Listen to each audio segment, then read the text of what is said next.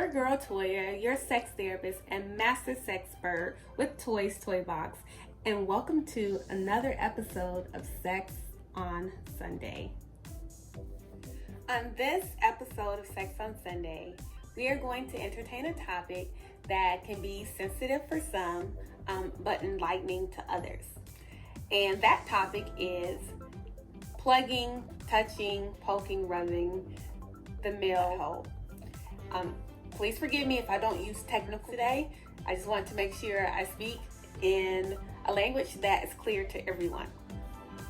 All right, so what I have found is that heterosexual men, and from my experience, those heterosexual men found in the African American community do not like their butts touched, plugged, poked, fingered, anything during sex. Like, on some real stuff, like the bros are ready to fight. Like, don't even ask the question. I think that's the one time a dude would like swing on a lady, when you ask that question, or if you attempt to go near their butthole during sex. My question is, why? Toya wants to know why. So of course, I did a little digging and exploring to ask. I asked the people. I wanted to know from the people why. And this is what I found. I found that heterosexual men, and I asked both African American men and and those of Anglo-Saxons and other cultures in descent.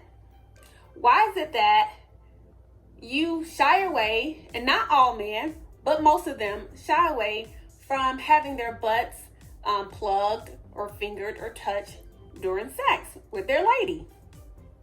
And the response that I got back is that it's because they do not want to be associated with the behavior of a homosexual male. And so I'm saying, okay, so you're operating in fear. You don't want to live your best life sexually because of fear. Okay, I mean, I get it. People operate in fear in other aspects of their life and can't be their best selves, the best version of themselves because of fear. But I would challenge you to let that go. Simply because the male G-spot is located in the rectum, is located in the butthole of a male. So why not allow your girl to put her finger up there? She can get a finger condom, or just do it with her finger, or you can get a butt plug, objects designed just for that purpose, to experience the ultimate orgasm ever. Like, who doesn't want to have the best nut ever? I mean, I don't get it. Every man I know that enjoys sex, they want to have the best nut every time. And so why not? And then another thing, I said to myself, why is it that that is one of the main sexual acts that heterosexual men turn away from because they don't want to be associated with homosexual men? I didn't understand, simply because there are other sexual acts that both heterosexual and homosexual men do, but that act is not correlated to just homosexual men.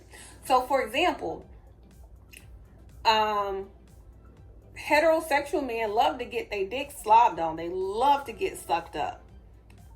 Heterosexual men love to get sucked up. I even know some that will pay to get sucked up. But how is it that that is not correlated or associated with the homosexual guy? So there are heterosexual men that love to get sucked up, that love for the act of fellatio to be performed on them, and homosexual men also love to get their penis sucked. What's the difference? Why is that not associated with just homosexuality? So this is the second conclusion I've come to. So one, we're operating in fear. And two, we're operating with an oppressed mindset because you take one specific act or behavior and associate it with a group of people. How unfair is that when that group of people also perform and participate in several other sexual acts that heterosexuals or lesbians or other sexual groups participate in? What's the difference?